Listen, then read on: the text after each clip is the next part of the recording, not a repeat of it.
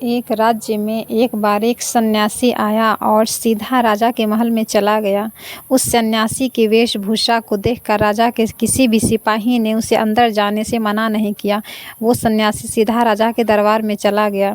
सन्यासी को अपने सामने खड़ा देख राजा ने उनसे पूछा, आप कौन हैं और क्या चाहते हैं? सन्यासी बोला, मैं एक आध्यात्मिक गुरु हूँ और मैं प्रवचन देने के लिए दूसरे राज्य जा रहा हूँ, लेकिन अब दिन ढलने को आया है तो मैं आज रात आपके महल में ही रुकूंगा। रात बिताने के लिए बस थोड़ी सी जगह चाहता हूँ।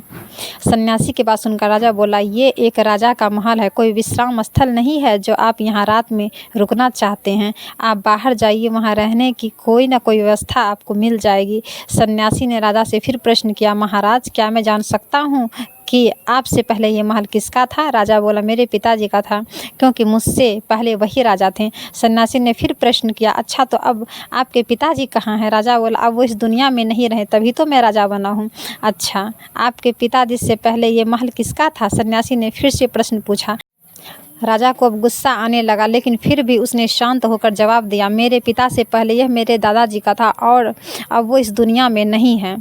अब सन्यासी बोला, ये जगह जो न कल तुम्हारी थी और न ही तुम्हारे जाने के बाद ये किसी और की होगी। इस संसार में लोग कुछ ही समय रह पाते हैं और फिर चले जाते हैं। जहाँ हम अपना समय बिताते हैं वहीं अपना आश्रम विश्राम स्थल समझ लेते हैं। ना तुम इसे अपने साथ लेकर जा पाओगे, ना ही कोई और। बताओ ये महल एक विश्राम स्थल है या नहीं?